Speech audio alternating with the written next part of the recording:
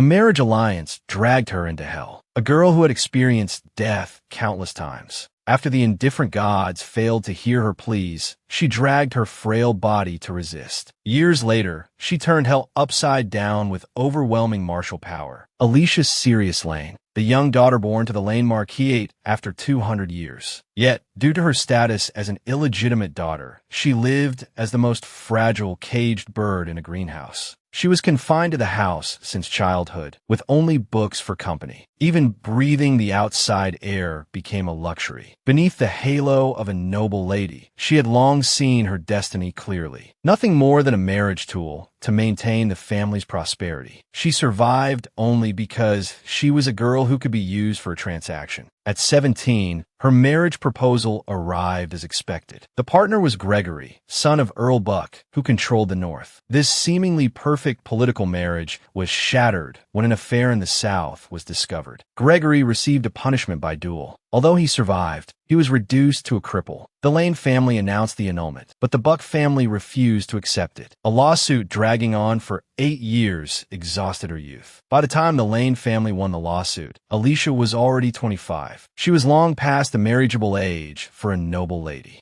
But her father's arrangements were never absent. This time, her marriage partner was changed to Grand Duke Recarte Tyson, that man who held the western border, known as the ruler of the land of golden death. He was also the emperor's half-brother. He had another nickname, the Grand Duchess Killer, because Tyson's previous 6 wives, without exception, all died accidentally before or after the wedding. Even Alicia, who never left the house, had heard those terrifying rumors. This was tantamount to sending her to her death. She clutched her skirt tightly, wanting to scream, "I don't want to marry, I don't want to die," but her voice was silenced by her father's cold gaze. Her wishes had always been meaningless. A torrential rain began to fall. The maid quietly combed her hair. Suddenly, a sentence broke the silence. "Miss, don't get married." After saying it, she hurriedly covered her mouth to apologize. Alicia only whispered, "It's okay. Let me be alone for a while." Ricard's efficiency was shockingly fast. Chests full of gems, betrothal gifts, and marriage documents had already been delivered to the room. The priceless gems proclaimed the owner's wealth. Just then, she noticed an ancient pendant in the corner. Picking it up, she realized it was a pocket watch. The moment she opened it, the surroundings were suddenly swallowed by darkness. Space began to twist and collapse. Alicia fell weightlessly. When she woke up, only boundless darkness wrapped around her. Water dripped on her cheek. Her fingertips felt a strange slipperiness. She wondered what it was. A strange sound suddenly rang out behind her. She turned her head stiffly and saw the most terrifying scene of her life. In the 350th year of the Benedict calendar, Alicia Sirius Lane fell into the hell of Silac. The girl, her face covered in filth, held her breath until the monster's heavy snoring began. She knew the only chance to escape had come. Since the day she fell into this purgatory, she had died countless times. In the past, a small wound needed a week to heal. But now, even if her body was torn apart, she would recover within a day. An undying body sounded like a gift. But for Alicia, it was the cruelest curse. Faced with endless torture, she couldn't even seek death. At first, it was pleading. She constantly begged the monsters, "Please let me live." But the repeated deaths caused a monstrous anger to well up inside her. What on earth did I do wrong to be treated like this? She tried to resist, but was torn apart time and again. Alicia decided to attempt an escape. She clenched her fists. Even if hope was slim, she didn't want to stay in this painful cycle of reincarnation. No, she had to succeed in escaping. The girl ran frantically towards the cave entrance, exerting all her strength, not daring to stop for a moment. When the light from the entrance pierced the darkness, she thought she could finally escape hell. The next second, a cold claw ruthlessly dragged her back into the abyss. She couldn't remember how many times she had died, until even the pain became numb. The sound of gnawing came from below her body. She thought self-mockingly, "I failed again." She became a hunting practice target for the monster cubs. These little monsters wouldn't kill with one blow. They would only nibble away at her body bit by bit, making her clearly feel the pain of every piece of flesh being torn away. In a trance, she remembered her engagement to Recarte Tyson, that Grand Duchess killer. If he knew she had now become an immortal being, would he kneel and beg to annul the engagement? After all, she was the perfect bride to help him get rid of the murderer title. Severe pain pulled her thoughts back. The eating was exceptionally slow today. She was very afraid of pain. The girl suddenly froze. Since she hated pain, wouldn't it be fine to find a way to kill the other party first? Such a simple thing, yet she had only just realized it. Everything began to change from that moment. Picking up a sharp, hard white bone became her weapon.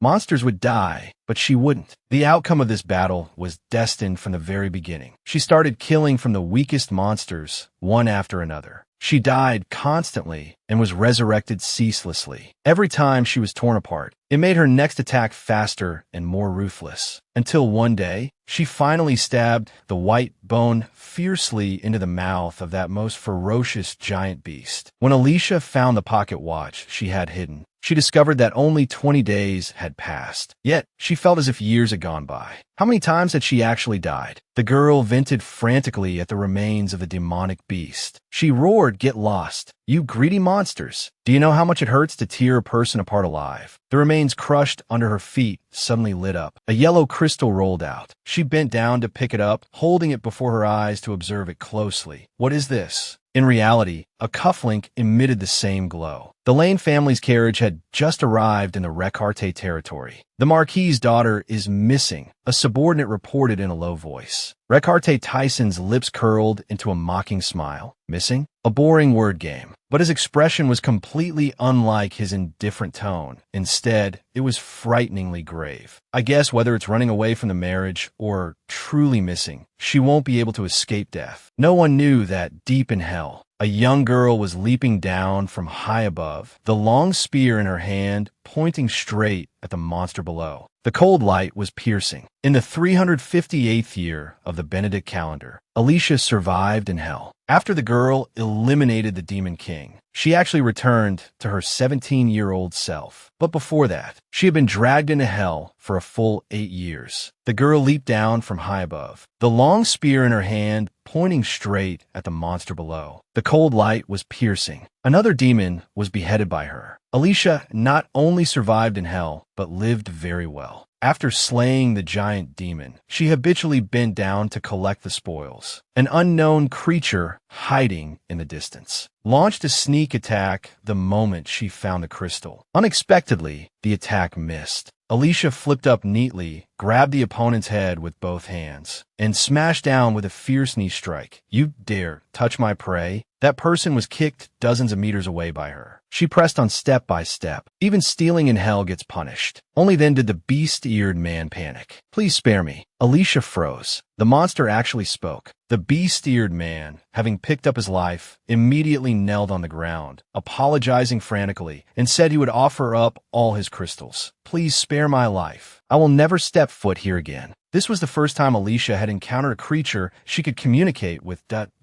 Oh, you know where this is. Silex. At this moment, she finally realized that the hell she had stayed in for 8 years had a name. Previously, her knowledge of this place came only from books she had read in the past. A crimson sky, the earth shrouded in darkness, cracked black rocks. Even breathing felt like being scorched. She tossed the crystal she had just obtained. What are these? The crystals obtained from the monsters' bodies are magical. After eating them, the body becomes strong. These are crystals containing magic power. You actually just threw them on the ground so casually? Alicia raised an eyebrow. Are they very precious? You don't know how rare they are. These are the largest crystals I've ever seen. I'm afraid they are already close to Lord level. The beast-eared man thought greedily that if he could get these, he could become stronger. A sentence, "I'll give them to you," left him stunned in place. "What?" I said, "I'm giving these to you." He looked in disbelief. "Really?" "Of course. But first, you have to answer a few questions for me." From the beast-eared man's mouth, she learned that crystals were energy carriers of concentrated magic. To obtain stronger crystals, one couldn't just hunt ordinary demonic beasts, but had to find demons endowed with intelligence. They could control magic.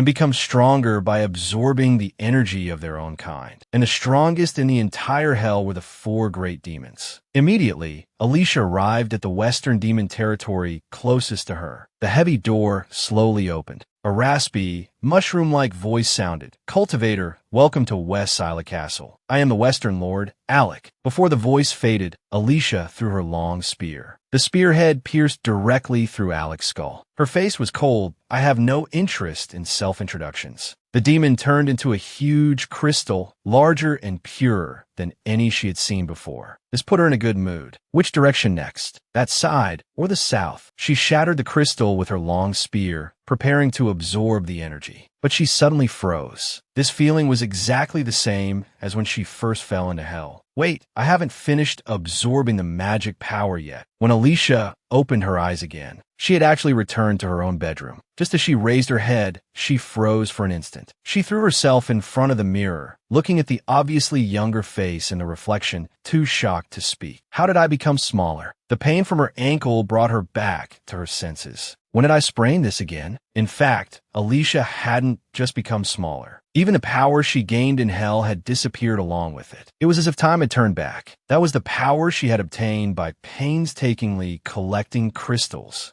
"Miss, it's Daisy. Can I come in now?" Through Daisy, Alicia realized she had returned to the age of 17. For a moment, she didn't know whether to be happy or sad. Her weak body, combined with the huge shock, caused her vision to go black, and she fainted again.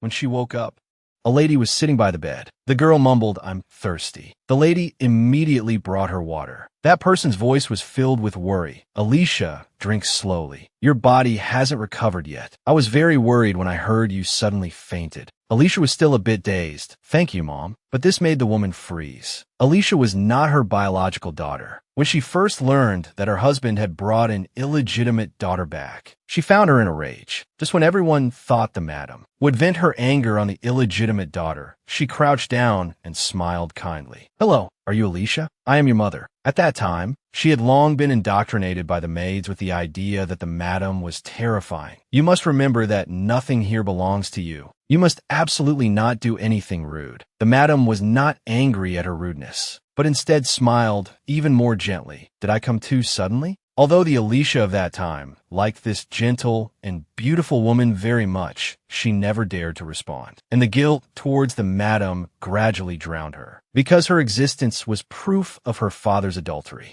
It wasn't until she fell into hell that she regretted her cowardice time and again. "Mom, please give me another glass of water." "Okay, Mom will get it for you right away. Do you need anything else? I'll prepare it all for you. Your body is relatively weak. Do you want some herbal medicine?" Alicia gently held her mother's hand. "Mom, is my engagement partner Gregory of the Buck family?" The mother was surprised. "How did you know?" "Actually, I hate Gregory very much." She thought to herself, although agreements between nobles were very important, their engagement ceremony hadn't been held yet. Maybe there was a turning point. "I understand. Leave it to me. I don't like that Gregory either. Although his looks and personality aren't similar at all, for some reason, he always reminds me of your father when he was young." The mother hugged her gently to "My baby, just trust Mom. I will never let you be forced into a marriage you don't want." In the evening, Alicia walked rapidly forward. She pushed open the door to her father's office with force. "Release my mother immediately." The Marquis paused, breaking in like this without even the butler announcing you. "Where is your upbringing?" "Alicia, go back to your room immediately." This time, she no longer retreated. "That I asked this what you should say after confining the mistress of the house?" Marquis Waldemar Lane. In order to annul the engagement, the girl not only threatened her father that she would smash her fiancé's head, but also exposed the fact that he was keeping her mother under house arrest to his face. The Marquis lowered his voice to warn her, "Walls have ears. Watch your words. Your mother is just unwell and resting." How ridiculous. The girl's tone was full of mockery. "She was clearly locked up because she opposed my engagement. You even dare to lock up the mistress of this house, yet you're afraid of others hearing." The Marquis shouted angrily, "Enough. Shut up." Alicia, however, stepped closer to him, her eyes cold. "If the Marquis's daughter smashes her fiancé's head with a hammer at the engagement ceremony, what do you think the world will say?" This completely ignited the Marquis's anger. He raised his hand and slapped Alicia. The girl was beaten, so her head turned to the side, but the corner of her mouth curled into a cold smile. "Dangerous. I want to do that right now. I've just been enduring it. The Marquis stared at his daughter, feeling a sudden chill run down his spine. Her eyes didn't look like those of an ordinary noble lady, but rather like a soldier who had become accustomed to life and death on the battlefield. From the moment Alicia broke in just now, he had felt a sense of incongruity. The daughter who was usually always obedient and submissive not only caused a scene in his office, but also dared to glare at him like this. But he quickly comforted himself. It was just a temper tantrum during puberty. How could someone who used to tremble just speaking to him change? He finally just said coldly, "Go back to your room and reflect immediately. Considering this is your first offense, I won't punish you." The girl's tone was full of indifference. So what? This appearance shocked her second brother, Harry Morstan, who had just entered the door. That you're not worried that you won't be allowed to enter the main residence anymore. Worried about what? It's actually more comfortable not having to see that guy.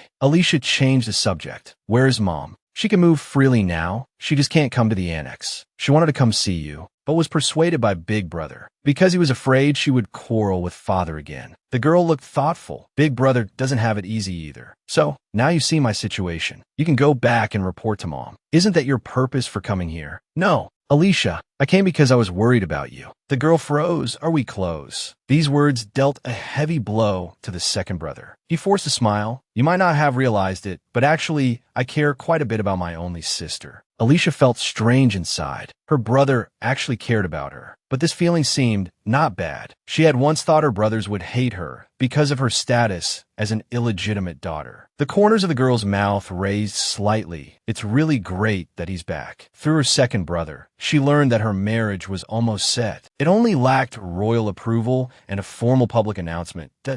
Oh, you hate this marriage that much? Alicia didn't answer, but instead brought up an old matter.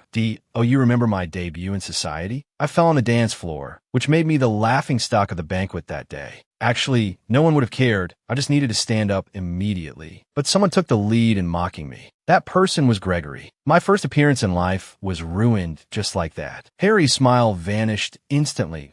If I go kill him now, will you feel better? No need, I don't care anymore. But thank you anyway. The more she let go, the heavier Harry's killing intent became. Since I can't kill him, what about a duel with him? Breaking one of his legs should be fine, right? At this moment, Alicia suddenly took out a letter. He was puzzled. What is this? Please help me give this to Grand Duke Tyson. Harry's pupils constricted. What exactly do you want to do? The girl smiled mysteriously. Please help me send it out in secret. Brother, you will help me, right? A few days later, in the Recarte territory, Grand Duke Tyson received a strange letter. His marriage status has never been made public and is a royal secret. But the letter warned him that his fiancée was physically weak and carried a dangerous virus. It's impossible for the Grand Duke's residence to have leaked the news, and the royal family hasn't made it public either. Tyson looked at the letter. Chun Sheng and Henrik stay here. Roderick, come with me out of the city. The adjutant was surprised. Your Highness, are you going to meet this person named Sirius? Tyson tapped the address on the letter that he even specified the location. Isn't that just telling me to go see him? Keep the entourage to a minimum. Roderick wanted to advise against it, but a command to stand down silenced him. After the butler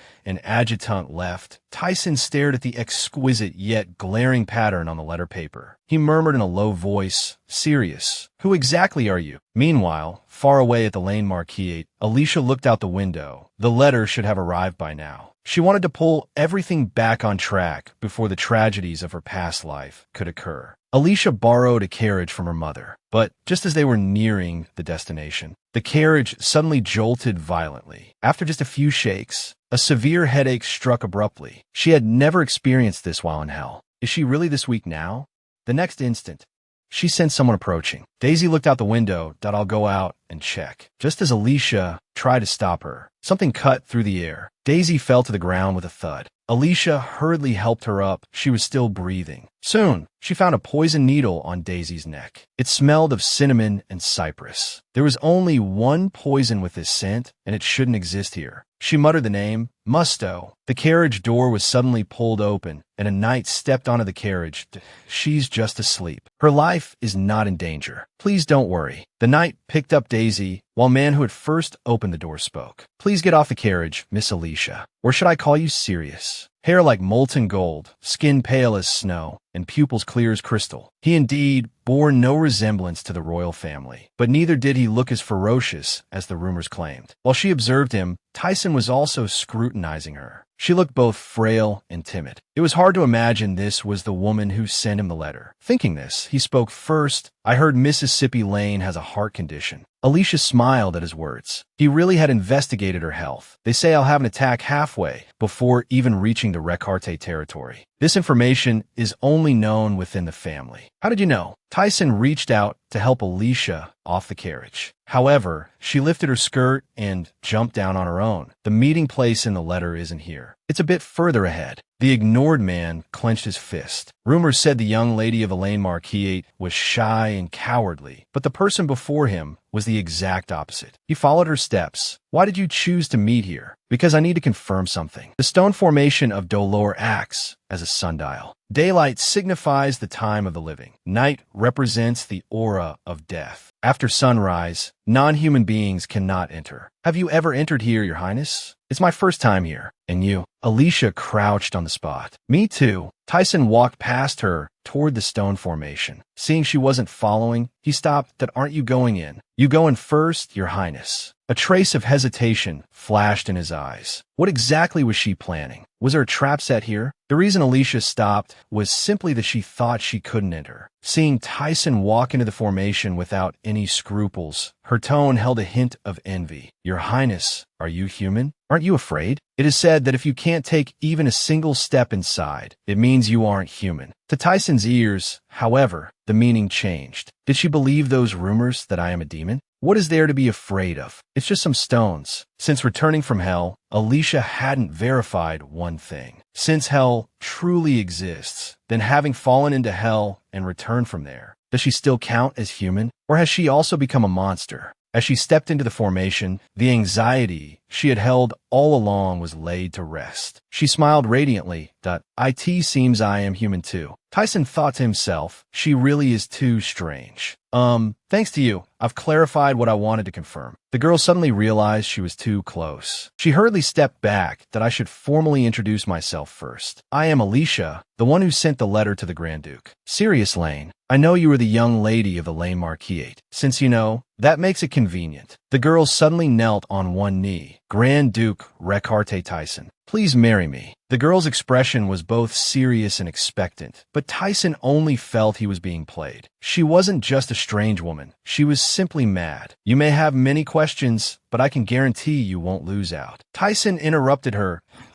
Oh, you think I came here just to listen to this nonsense? What a waste of time. Wait, you haven't even heard my proposal. There's no need. Aren't you curious how I knew about the royal marriage? Tyson still didn't turn back. Curious? Just then, the man suddenly stopped. His expression changed abruptly. It wasn't time for the curse to flare up yet. Was it because he was too far from his territory? Severe pain and deafening noise slammed into his mind. He had to go back quickly. Your Highness, what's wrong? Alicia reached out to support him, but was violently pushed away by him.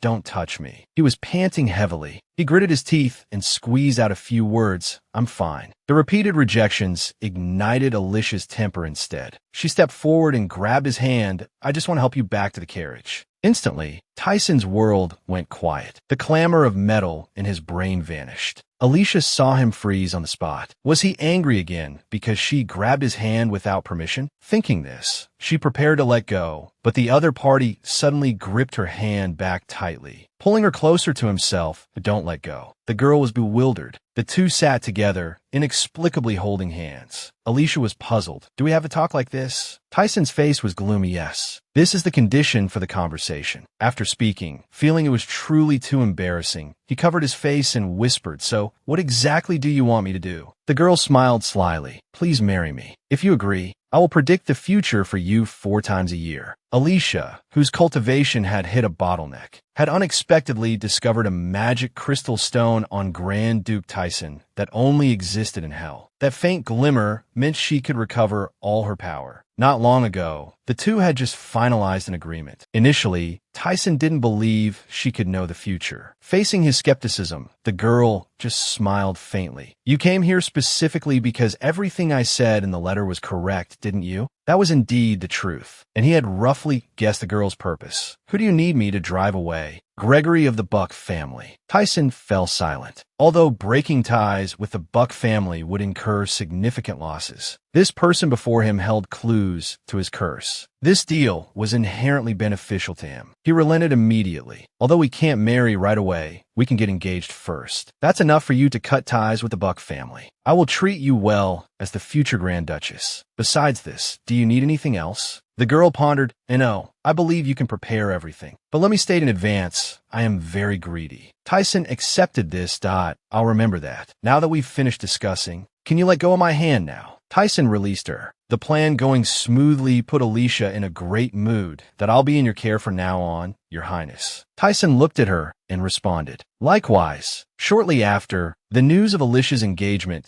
to Recarte Tyson spread throughout the country. I heard the Grand Duke fell in love at first sight with that lady from the north. He even gifted her the most magnificent castle in his territory, along with a large tract of land. Meanwhile, the heroine of the news was training. Without the enhancement of the crystal, the recovery process was still too slow. Alicia, is this true? Her second brother rushed into the training grounds holding a newspaper. The headline was particularly striking. Miss Alicia to become Countess Echevarria. She hadn't expected the news to spread so fast, nor that Tyson's ability to act was so strong, putting on quite a show. But even though she was also a protagonist, the newspaper talked entirely about the Grand Duke. Isn't that because hardly anyone in high society knows you? Wait, that's not the point. What on earth have you been doing these past few days? Just then, a servant walked over leading a fine horse. Miss, what you asked for is ready. Seeing his sister's eyes light up, the second brother was puzzled that you've never learned to ride a horse before, have you? The girl didn't answer, but ran towards a horse. Mounting it neatly, she looked at her second brother. Of course I've learned, but silently added in her heart, although it was in hell. The second brother just felt he understood his sister less and less. Alicia suddenly turned back. Brother, it looks like you have to go. As soon as she finished speaking, a servant hurried over. You must return to the main residence immediately. Saying this, he glanced at Alicia, then deliberately lowered his voice. I can't explain here. Please go back first. The girl thought it must be something important. Sorry, Alicia, looks like I have to leave. I'll come back as soon as possible. Don't cause any trouble in the meantime. She smiled and bid him farewell. Once her brother's figure disappeared, Alicia yanked the reins to turn around, taking a deep breath. When she first came back, she wasn't used to this body and almost jumped from upstairs. If the maids hadn't pulled her back in time, her legs would probably have been broken long ago. She remembered how to fight. Those experiences were etched into her bones. But the physical limits were clearly laid out before her. No matter how she trained, it was hard to break through. However, so far, her condition was quite good. The girl leaped and maneuvered easily among the trees, her movements light as a bird. After returning from hell, what she wanted to regain most was the magic crystal stone. Her arm strength was still insufficient. Through effort alone, she could never achieve the effects granted by the crystal. A shadow loomed over her. Alicia looked up and actually saw Recarte Tyson. Members of the Lane Marquis all train like this? She quickly stood up, her tone carrying a bit of surprise. Why are you here? Tyson extended his hand to her. I came to attend the knighting ceremony. The moment their hands touched, Alicia suddenly froze. On his cufflink was a yellow gemstone. What were you doing just now? He stood up abruptly. Nothing, just exercising casually. Tyson's hand hung awkwardly in midair. His voice seemed to carry some dissatisfaction. Special training that most of the Night Order can't complete is just exercising casually to you, miss. Stop. Let's end this topic here, shall we? Seeing the girl change the subject again, he was somewhat helpless, but didn't pursue it further. Let's pick the leaves off your head first. Here or here? The man sighed. Please forgive my rudeness. He reached out and removed the leaf for her. It's fine now. But the next second, Alicia suddenly leaned in close. Tyson retreated in panic. He momentarily failed to notice the steps beneath his feet and fell backward. Alicia threw herself into his arms. The girl murmured, I thought I saw it wrong. She clasped Tyson's hand, as if afraid he would run away. The man was completely flustered. Miss Alicia, please let go of me. Unexpectedly, just as she let go, she grabbed his wrist again. Your Highness, can you give me this cufflink? She definitely hadn't seen it wrong. Embedded in it was a magic crystal stone, facing his fiancée's active seduction. He was clearly panicking inside, yet he insisted on pretending not to care. Just a moment ago, when he heard Alicia asking for his cufflink, Tyson instantly calmed down. Unfortunately, this is a family heirloom, so I cannot give it to you. Alicia raised an eyebrow. Yes, that's so. She was contemplating whether to just snatch it directly when she heard him speak again. Please get up first. He turned his face slightly away, redness spreading from his cheeks to the roots of his ears. Alicia jumped away quickly as if burned, repeatedly saying sorry. Tyson straightened his clothes, which she had messed up. It's okay. Although I can't give you this one, there should be similar gems in the Tyson territory. I will find them and give them to you as a gift next time. Hearing there were more, Alicia immediately dismissed the thought of snatching it. She caught up with Tyson, her tone cheerful. In that case, I'll give you a gift in return. It won't snow this winter, but from the last week of March to early April, there will be a massive blizzard. Tyson stopped abruptly. Really? His mind calculated rapidly. March is already early spring. If heavy snow falls then, many people in the territory will surely freeze to death. Preparations must be made in advance. Alicia nodded with a smile. Consider this a gift. It doesn't count towards the number of predictions. Her words sounded absurd and bizarre. Yet for some reason, looking at the girl's expression, Tyson felt a strong premonition that everything she said would come true. He nodded solemnly in thanks. I haven't even given you the gem yet. Thanks to you, we should be able to reduce the territory's losses this time. Unknowingly, they had returned to the mansion. The entrance was already crowded with people. Tyson's adjutant stepped forward quickly. Your Highness, this is what you asked to be prepared. He bowed slightly. Miss Alicia, I have something for you. At this moment, the Marquis's butler suddenly interrupted. Your Highness, the young Marquis Lane is waiting for you in the main building. Alicia whispered, You didn't come here first, did you? Never mind that. Tyson moved closer to her. Alicia, I came to see you. From the beginning, he had no intention of seeing anyone else from the Lane family. He looked sharply at the crowd. Everyone leave. As Daisy was leaving,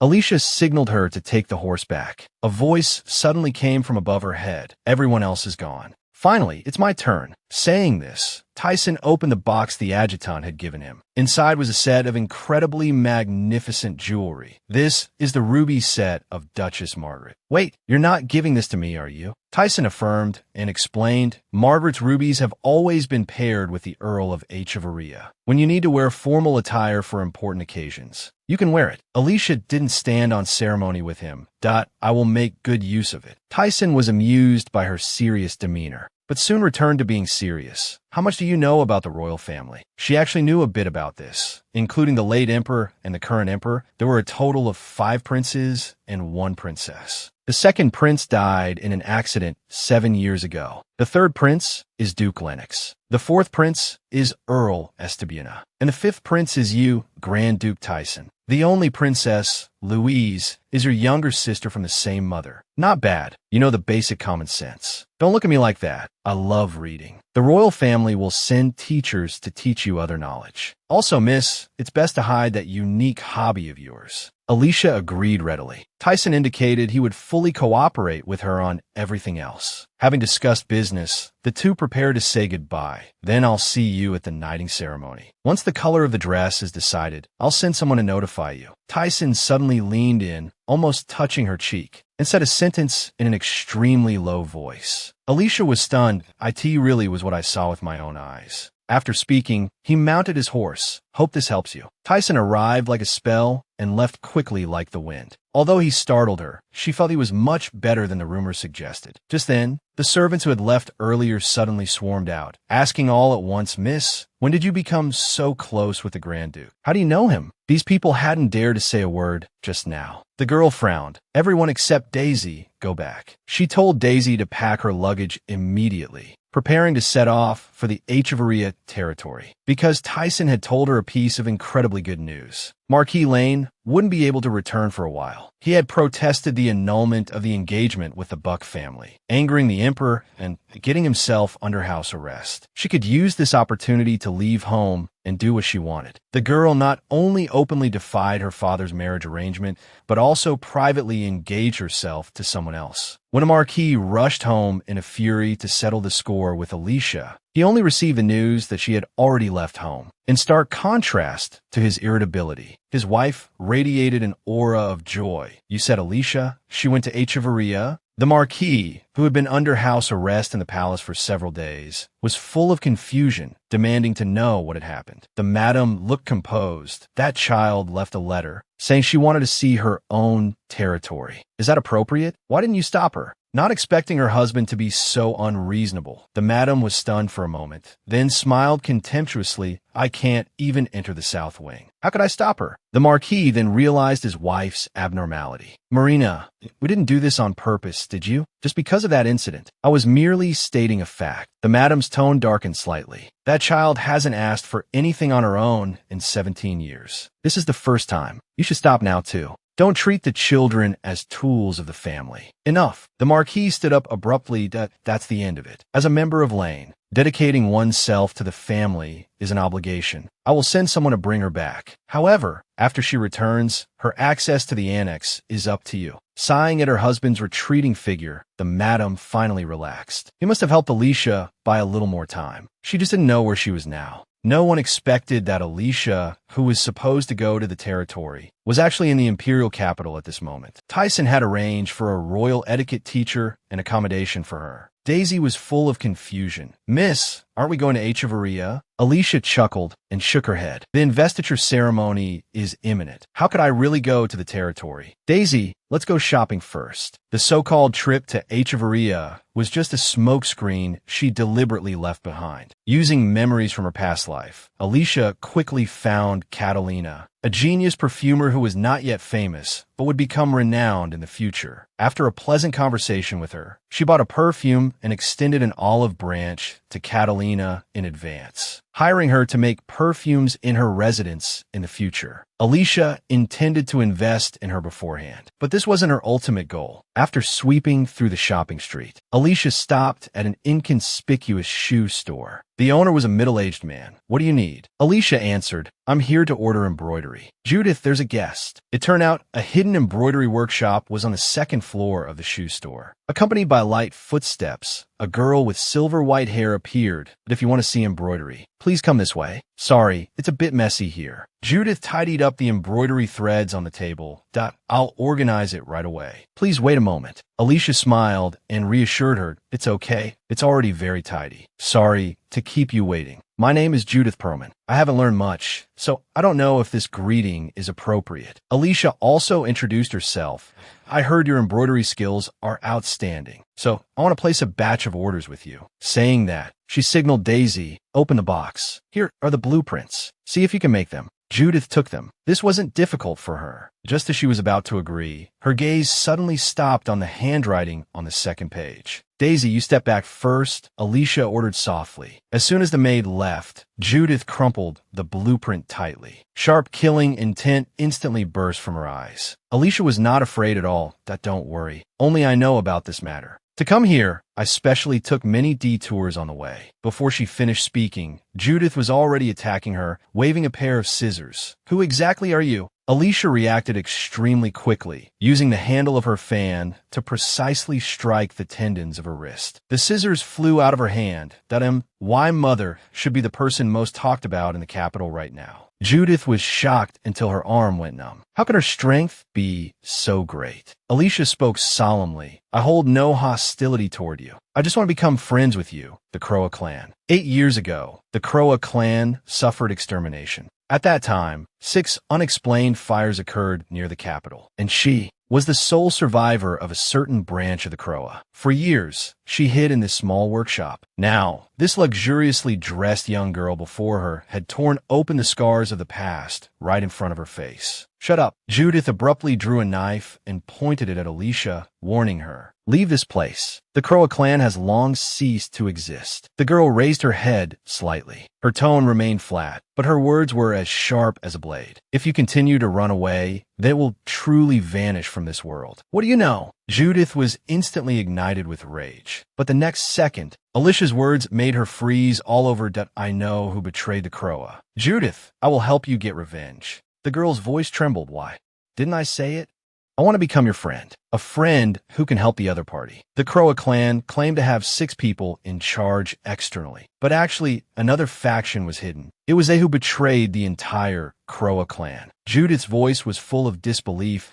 Yes, that's true. If you want to know if my words are true, verify it yourself. But you have to be quick. If you waste more time, you'll die too." The girl's heart tightened. "Has this place been discovered?" Alicia didn't answer directly, but left a thought-provoking hint. "I hope you can finish the order before spring." Shortly after, Alicia received the invitation for the royal title conferment. Meanwhile, inside the palace, due to the intensifying unrest at the border, Recarte sought the emperor to apply for increased troops to the west. As they talked, the topic turned to his marriage. The ministers were arguing incessantly about the seating arrangements for the title conferment ceremony. Even he and the empress had been in a cold war for 5 days over this matter. There was no information about the Count of Echevarria in the capital, so recently, people had been probing the empress, causing her to be extremely annoyed and take it out on him. "This all started because of you, suddenly proposing an engagement and insisting on conferring a title. By the way, how is that Count of Echevarria doing?" Recarte corrected him. "She is not a count yet. I'm conferring it anyway. What's the difference?" Although this engagement was requested by Recarte, the driving force was the emperor. He gave Marquis Lane absolutely no chance to choose, and finalized the wedding time. "That if you are worried your daughter is too young, how about getting married in 2 years at 19? That period is enough for the two to deepen their feelings. This proposal is not bad, right? However, why does your expression look so uneasy? Do you not like becoming in-laws with the imperial family?" The Marquis felt as if he had fallen into an ice cave in an instant. Even though he immediately added that he felt honored by this marriage, the emperor still found an excuse to keep him in the palace. Although he was happy to help his younger brother settle the engagement, he was very dissatisfied with sending Echevarria away. Ricard's tone was in different point. One has to show some sincerity, right? Besides, she's the only person I can trust to hand Echevarria over to. Saying that, he got up to leave. "Instead of agonizing over this here, you might as well manage the rumors in the capital. Everyone is saying I brandished an axe and kidnapped Alicia. Who told you to have such a bad reputation originally? Strange. I clearly told them to fabricate a romantic love story of the century." The gaze his younger brother cast at him made him feel inexplicably guilty. Just as Recarte was about to leave, the emperor suddenly called out to him, "Recarte, once winter passes, you'll get angry again. You have to be careful." After a moment, Recarte responded, "I will remember." After he left, the emperor looked at the empty grand hall and sighed, "Brother, what exactly should I do?" The butler was waiting outside the door. "Your Highness, did your chat go well? Did you get the reinforcements?" "Yes." "What about Miss Alicia? I wonder if she will come this winter. Tyson hopes to make a good impression on her." Recarte interrupted him. "She is only 17, but she is not an ordinary 17-year-old girl. She is the person who proposed to your Highness with a blood pact, and she will be 18 after summer passes. Just the right age for marriage. Didn't His Majesty say so too?" Ricard's footsteps paused, his brow tinged with impatience. "Are you the Emperor's spy?" The butler still didn't give up urging marriage. "Your Highness is right for you to stay vigilant at all times. But His Majesty hasn't wanted you to marry for just a day or two. You and Josephina are only 2 years apart, and even she is married. You can't stay single forever. Enough, Henrik." He boarded the carriage. "That I will not marry Alicia." Just as Recarte finished speaking, a familiar voice came from not far away, Grand Duke. He turned his head abruptly. He saw Alicia standing nearby. Sunlight spilled onto her face, and the girl smiled with curved eyes. "Your Highness, long time no see." Recarte, having been caught in the act, felt doomed at this moment. Did she hear that? Alicia tilted her head slightly, her clear eyes full of doubt. Your Highness. The man breathed a sigh of relief. Nothing. I just didn't expect to meet you here. Why did you come here? Alicia's tone was brisk. His Majesty summoned me. He said he wanted to see me before conferring the title. Knowing his brother's personality, he probably threatened Alicia to sign a marriage agreement in advance. Thinking of this, his tone shifted. Oh, you remember that cufflink? I said I would find a matching one to give to you. It just so happens I have it in my residence in the capital. Do you want to come see it now? I will explain to His Majesty for you. Alicia's eyes lit up instantly, and she agreed almost immediately. I want to go. Inside the residence, Ricard's voice came faintly. Tyson's craftsmen rarely make jewelry. I heard they were thrilled when they received the order this time. Alicia's attention had long been stolen by the gemstone. The clear light reflected on her face. To think such a large magic crystal exists in reality. Do you like it? Only when Recarte spoke again did she snap back to reality. That I like it. It's truly beautiful. She couldn't wait to swallow it. But the next sentence caused her pupils to quake again. It turns out Tyson has a diamond mine. This kind of gemstone is mined from there. Although it is called a land of death, it is actually as beautiful as paradise. Alicia immediately seized the opportunity. Then can I go see it? Just then, the maid served tea and snacks. Recarte took a sip of tea, and his tone became a bit cooler. I have to return to Tyson immediately after the investiture ceremony ends, so I might not have time to say much to you then. She knew Recarte rarely left his territory, but leaving right after the ceremony was too rushed. Then when will you come to the capital again? Probably after next spring. If there is anything, we can write letters. Having finally learned the whereabouts of the magic crystals, she didn't want to miss it. Can I go to Tyson with you? Echevarria in the south is more suitable for spending the winter. You should go there first to adapt. Alicia secretly grumbled. You might as well just say don't come. She wanted to fight for it, but on second thought, there would be plenty of opportunities later. No need to rush this moment. I understand. Upon parting, she remembered something. Your Highness, I've chosen the color for the dress. Recarte nodded. I will take note of it. Then I look forward to your Highness's formal attire. Usually, Recarte always try to keep a low profile. The butler was somewhat gloating. You can't just wear whatever you want this time. So on that day, the two stood outside the hall. Ricard's voice came.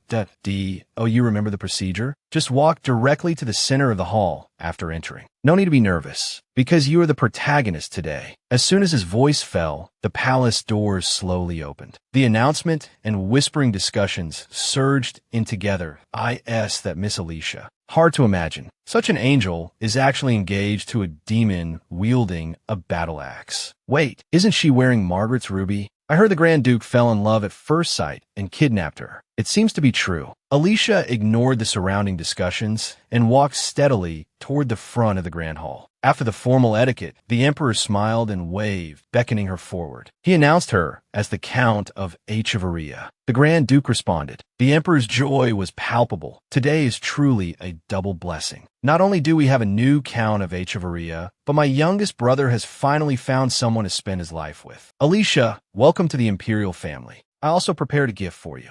As the box opened, Ricard's brows furrowed instantly. Lying quietly in the box was a bridal veil only used for important royal occasions. His brother was determined to have Alicia enter the imperial family. The surrounding discussions exploded again. At this moment, the Empress suddenly spoke. Grand Duke Tyson, I heard you are returning to your territory immediately after the ceremony. Yes, Your Highness. The border cannot be left unguarded. I must return as soon as possible. Separating right after getting engaged, it's truly heartbreaking. The Empress's tone shifted abruptly. Why don't you invite your fiancé to go to Tyson together? Alicia finally swallowed the magic crystal, and the monster that should have been confined in hell actually broke the boundary and appeared in the human world. Not long ago, because of a word from the Empress, Alicia embarked on the journey to Tyson. When they arrived at the territory's border, Tyson's knights came to meet them. She proposed that she wanted to ride a horse herself. At first, the knights didn't take it seriously. Although she rarely appeared in social circles, everyone in the empire knew that the Lane Marquisate had only welcomed this daughter after 200 years of silence. In everyone's eyes, this delicate young lady, let alone riding a horse, probably hadn't even touched anything heavier than a soup spoon. But the next second, everyone's inherent perception was shattered. The girl whipped the horse and rushed out instantly, let alone protecting her. The entourage couldn't even catch up to her horse's tail. Suddenly, the lead knight's expression froze. He yanked the reins tight and roared to the side, "Go find His Highness immediately. Say that Miss Alicia went into the forest alone." Before he finished speaking, he also took another knight and chased deep into the forest. Soon, they found Miss Alicia in the forest. This forest was a forbidden zone, but the girl stood motionless, staring ahead as if she hadn't heard anything. Suddenly, the roar of a wild beast pierced the air. The horses were frightened and manic. The knights instantly drew their weapons, shielding Alicia behind them. Demonic beasts, Cockins. They had the appearance of wolves, but their bodies were as hard as rock. Damn it. The knight's face darkened completely. Protect Miss Alicia. We must hold out until Grand Duke arrives. While speaking, the two rushed toward the demonic beast together. The metallic clang of sharp blades colliding with the monster's bodies exploded in the forest. A knight's spear had just pried open a beast's defense when the monster suddenly retreated. Two new Cockins instantly surrounded them. Under the disadvantage of 3 against 1, the spear was fiercely knocked away, landing with a clang at Alicia's feet. The girl bent down to pick it up, maintained quite well. "Lend it to me." Just then, the demonic beast behind her suddenly opened its giant maw. The knight shouted in terror, dodged quickly, but the next second, the girl actually vanished into thin air. She flipped backward into the air, her body tracing a neat arc, and landed steadily on the monster's mouth full of fangs. Alicia tapped the monster's body lightly with the spear. Their skin is too hard. Blind attacks will only ruin the weapon. You have to attack the weak points, like the eyes, the mouth, and the gaps in the body. As her voice fell, the spear fiercely stabbed into the monster's mouth. A cracking sound rang out. The girl landed lightly. Like this, you can easily solve them. The knights were shocked beyond measure. The frail girl they thought they needed to protect actually killed a demonic beast with a wave of her hand. As if sensing the arrival of a strong enemy, all the Cockins suddenly switched targets. The two knights took the opportunity to adjust their state. There was not a trace of fear in Alicia's eyes, only excitement for battle. Sure enough, after learning the beast's weaknesses, the situation began to reverse. She glanced at the knights while fighting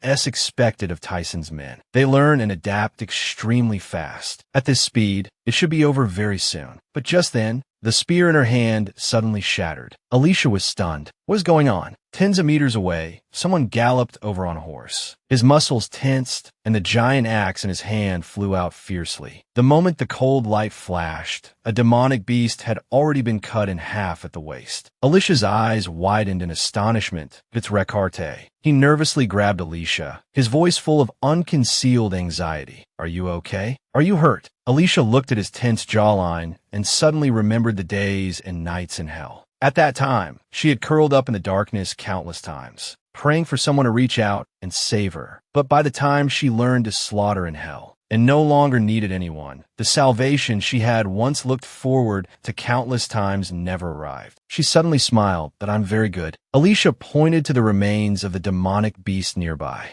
But did these appear here before, too? Her fiancé was a warrior who had slaughtered his way through hell. But the man knew nothing of this. So, when he learned that the girl had broken into the forest with demonic beasts, Recarte simply went crazy. His worry and urgency made Alicia freeze in place. The last time she felt this kind of emotion was from her mother, but that was all. She revealed a formulaic smile that "I'm fine." Did this kind of thing happen here before? After confirming she was safe and sound, Recarte finally breathed a sigh of relief. "Fortunately, you don't look injured. We'll talk about the forest later." Roderick, Olivier, Tyson's knights. Can't you even protect one person well? Roderick thought a great disaster was imminent, but Ricard's tone suddenly softened. "I won't hold you accountable this time, but do not speak a word of what happened today to anyone." Recarte did not separate from her this time. He personally escorted her for the remainder of the journey. However, the moment they arrived at their destination, he dumped Alicia into Lilai's palace. The reason given was that they were not yet married. As the Grand Duke, he ought to reside in his own separate palace. From that day on, She had not seen Recarte for nearly a month. She was busy every day with official duties and receiving visitors. Today, Baron Jarrett's was visiting. The man at the end of the line suddenly turned around and ran quickly in the other direction. He had heard she was just a naive young lady from the north who knew nothing of worldly affairs. Sure enough, the security here was a mess. As long as he could successfully infiltrate, the rest would be easy. What is this? The man answered subconsciously. It's a gift to make the master of this place a heretic. Only after speaking did he snap back to reality. Before he could even draw his weapon, he was struck hard by a hand chop and lost consciousness. Alicia picked up the item he had dropped. She frowned slightly. There are really too many visitors today. Night fell, and the door was gently pushed open. A dark shadow slipped in. The masked man pulled out a dagger. A cold light flashed. Alicia's eyes snapped open. In the next second, the dagger was sent flying to D. Oh, you have any idea how many people have come before nightfall? The girl's tone was lazy. It's fine to come looking for me, but at least let me get some sleep. The assassin was stunned at first, then smiled in realization, and oh wonder the others didn't come back. I didn't expect the future Grand Duchess to be such a monster, but this time I came fully prepared. I won't let you survive. Before he could finish his sentence, a new assassin actually attacked him. A familiar voice rang out. I shouldn't be too late. Long time no see. Miss Alicia, I have completed your commission. Judith. Alicia looked pleasantly surprised. I knew I was right to entrust this to you. You did it perfectly, as long as you were satisfied. Judith nodded. Her gaze swept over the captive on the ground. Oh, you need me to dispose of this one. The captured assassin showed no fear. Instead, he threatened. Do you know how many of us there are? Judith's eyes turned cold. Shut him up. The man immediately received a heavy blow. Who hired you? The assassin remained stubborn, and no matter what you do, I will never reveal the client's information. It was Baron Jarrett's. Judith interrupted him directly. He has always wanted to use his daughter to take the position of Grand Duchess and seize power. Failing to frame you, he resorted to such extreme methods. Did you really think this plan would work? If it were Croa, we would never accept such a commission. That's wonderful, Judith. It seems you've become Master Croa. The assassin was shaken to his core. Croa? This young girl was actually the new master of the Croa clan? Judith narrowed her eyes slightly. It is all thanks to your help. All right. Alicia stood up and walked toward the assassin. Now then, uninvited guest, let us solve the problem at hand. The next day, inside the Tyson residence. Did you kill him? Recarte asked. Alicia put down her tea. Not yet. Very good. I will send a specialist to handle it. If you want to kill him, that's fine too. Just leave the cleanup to my people to avoid exposure. Ricard's attitude toward her had changed abruptly. He must have heard from the knights about her slaying the demonic beasts. But in Alicia's heart, a sense of unease still rose faintly. Do you have nothing else to say? The man's tone remained flat. This conferment of the title seems to have exceeded their expectations. Such things may happen again in the future. Take this opportunity to strengthen the guards at Lilai's palace. Alicia suddenly realized these things were just daily routine for Recarte. Although the emperor seemed to care for this younger brother,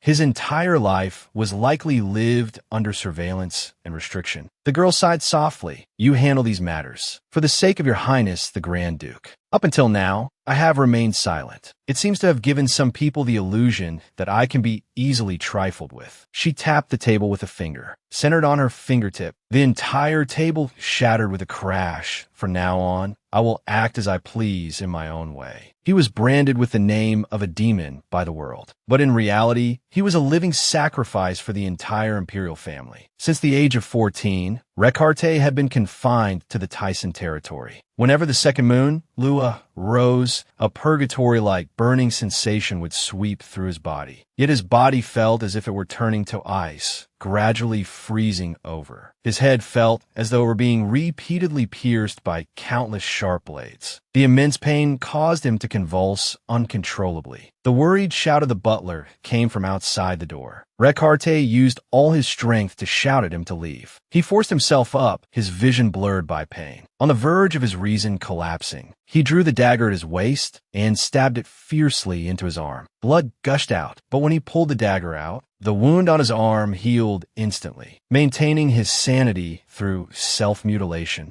was already a daily occurrence for Recarte. Otherwise, the monstrous anger and despair in his heart would drive him to destroy every living creature in sight. He stumbled toward the bedroom. This was the curse that every Grand Duke Tyson had to endure. There was no medicine to cure it, nor any solution to break it. The pain followed like a shadow until their lives ended. Recarte occasionally wondered, if he had killed the previous emperor with his own hands while he was still alive, would he feel any better? The thought of having to suffer through this agony for 10 more days made him feel like he was going mad, that I really should have just killed everyone. He muttered curses under his breath, but his remaining reason repeatedly warned him not to do that. Every year at this time, Recarte would lock himself in his room, refusing to let anyone near. The unbearable time passed slowly in such pain and struggle. This was Alicia's first day staying in Tyson Castle. The assassins had changed their methods and set fire to Lilai's palace. Until the palace was repaired, she could only stay here temporarily. She had intended to take the opportunity to go out and hunt demonic beasts, but Recarte strictly forbade it. The reason was simply that the Tyson territory was not peaceful. Before leaving, he dropped a cryptic warning: lock your door at night.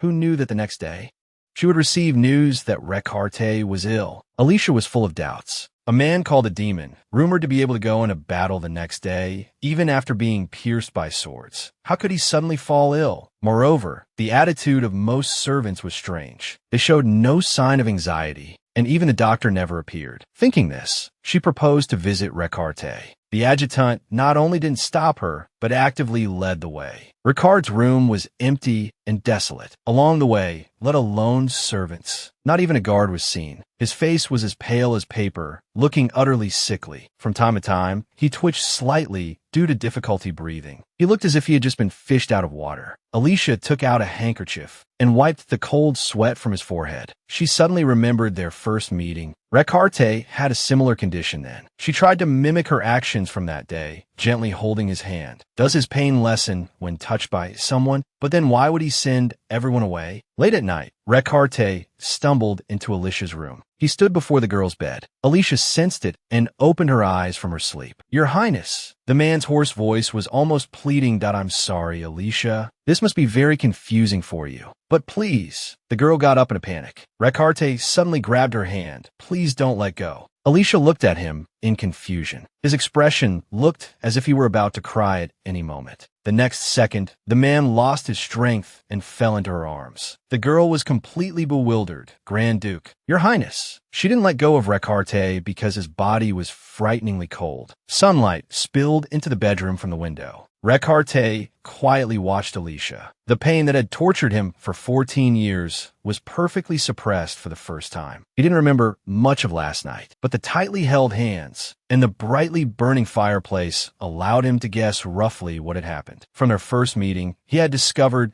that as long as Alicia touched him, the pain would disappear. He knew this fact clearly, yet he had deliberately avoided her. But now, he had to give up struggling.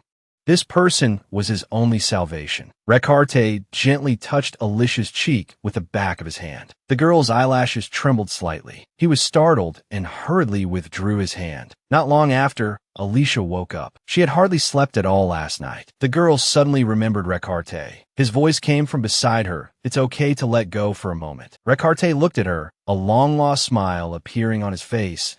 You want to rest a bit longer?" Alicia was still somewhat worried. "Are you better now?" She held his hand again. "I should be the one asking if you are uncomfortable." The girl smiled briskly. "I'm fine." Recarte was silent for a moment before suddenly speaking. "I know you must think I'm very strange right now." Alicia shook her head Your Highness. Rather than strange, I am curious. Can you tell me what happened to you?" Ricard's eyes darkened. He spoke slowly. "All right, but promise me you won't tell anyone. Although I don't know the exact reason, I'm bound to this place. If I leave Tyson, I cannot survive." Even though his eyes were full of love, he spoke cruel words in the gentlest tone. "Alicia, do not marry me.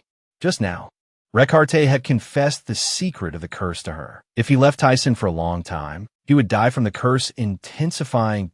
You remember our first meeting? It wasn't much back then, but now is the time of year when my curse flares up the most severely. Seeing the girl's worried look, Recarte smiled instead. Don't make that face. I have already met the person who can change everything. Alicia's eyes widened instantly. Who is it? When Recarte looked at her with a smile, she realized with a start. Is that person me? Recarte put away his smile, his tone becoming incredibly serious. Just like the deal you proposed before, I hope you can accept my request. When I fall ill in Tyson, please hold my hand. He paused, then added, no matter what you want, as long as it isn't the throne, I can give it to you. Although I don't care, clashing with the imperial family is always a bit troublesome. Alicia only felt it was absurd. Did he treat noble titles like stones by the roadside? As long as I hold your hand, any request is okay. Of course. Then, the sapphires set in Lilai's palace. Recarte raised an eyebrow. Just that? To some extent, it is already yours. If you want permanent ownership of the separate palace, I could transfer it to you immediately. Alicia was thinking this was too simple when she heard him change the subject. However, there is an additional condition. Her heart sank. What is it? You must never let anyone know that you can eliminate my pain, especially the imperial family. Why? Aren't they your family? Recarte let go of her hand, because if they find out, tomorrow you will become the Grand Duchess of Tyson. What does that mean? The man was silent for a long time before speaking slowly. Alicia, do not marry me. The girl stared at him blankly. Last night, this man had begged her not to let go. In the blink of an eye, he said he didn't want to marry her. In fact, Alicia didn't like Recarte that much, nor was it love at first sight. But this sentence still made her taste the frustration of rejection. Perhaps because she had subconsciously decided that since the engagement was set, the two would eventually enter a commercial marriage. So this refusal, which was both decisive and tinged with gentleness, made her particularly annoyed. Just as her thoughts were in turmoil, Ricarde's curse flared up again. He curled up on the bed in pain, groaning aloud. Those amber eyes looking at her seemed to lose focus. Alicia rushed over instantly. She covered his forehead with her hand. That I'm sorry. I'm late. She suddenly sobered up. Why was she throwing a temper tantrum at a sick person? Why didn't you notify me? Recarte saw clearly that the person who came was her, and a weak smile immediately appeared on his face. Just for a moment, it doesn't matter. Alicia sighed and softened her voice. What can I do to make you get better faster? Recarte answered obediently. The pain disappears where your hand touches. She placed her hand on his forehead again. Like this? As his breathing gradually steadied, Recarte tilted his head slightly closer to her. Holding hands is enough. Alicia gazed at him quietly. She discovered that this man seemed to become exceptionally clingy when he was vulnerable. Recarte took the initiative to grab her hand. At this moment, his expression was particularly pitiful. Don't let go of me. Alicia's heart felt as if it had been hit hard by something. Seeing him like this, her previous anger vanished instantly. Through their conversation, she finally understood. As long as she held his hand, the pain would slowly subside. But once she let go, the agony would sweep back in.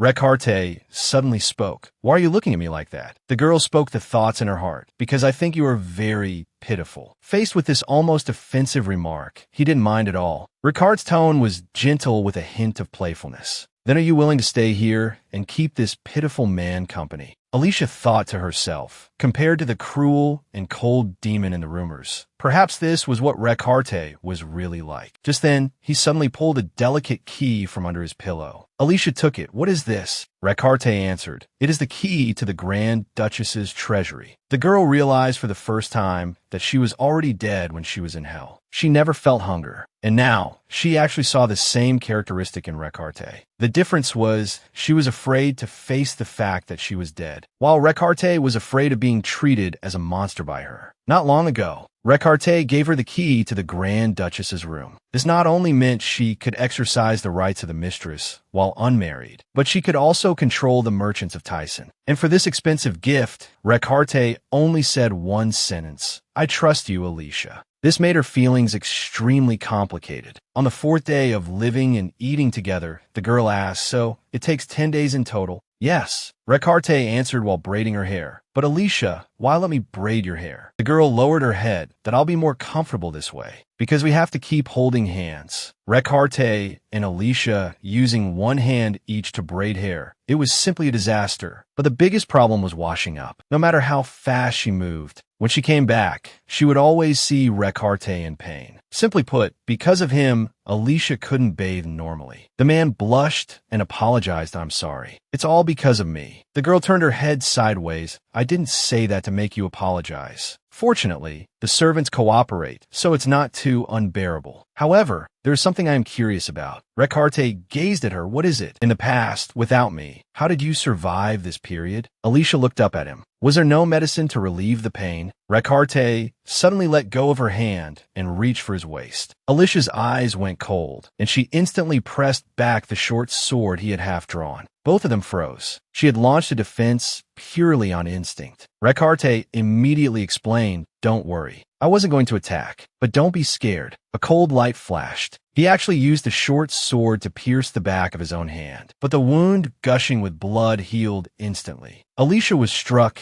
as if by lightning, staring straight at his arm. The other party didn't notice. I just used greater pain to temporarily offset it. During these days with Recarte, he not only didn't eat or drink, but barely even slept. She should have realized it sooner. This was exactly the same as when she was in hell. Have you been to hell? Recarte clearly hadn't expected her to ask that, and looked at her blankly, just as Alicia regretted her impulse. The other party spoke. Although others call me a demon, you don't need to worry. I have never been to hell, and the curse won't. Alicia suddenly interrupted him. Why explain? Recarte looked at her with a very complicated gaze. Because I don't want you to look at me that way too. Then how should I look at you? The man answered slowly like before. I don't want you to be afraid of me either. In hell, Alicia never felt hunger. It wasn't until she had spent a full year there that she realized she was truly dead. But he couldn't give up his obsession with living. He forced himself to swallow anything edible, but his body had no reaction and couldn't even digest it. In the end, he could only give up, accepting the fact that he was already dead. The way Recarte struggled in pain reminded her of herself back then. That I'm not afraid of you. You just remind me of someone. From that day on, Alicia began making simple requests of Recarte, like eating together. When Recarte hesitated,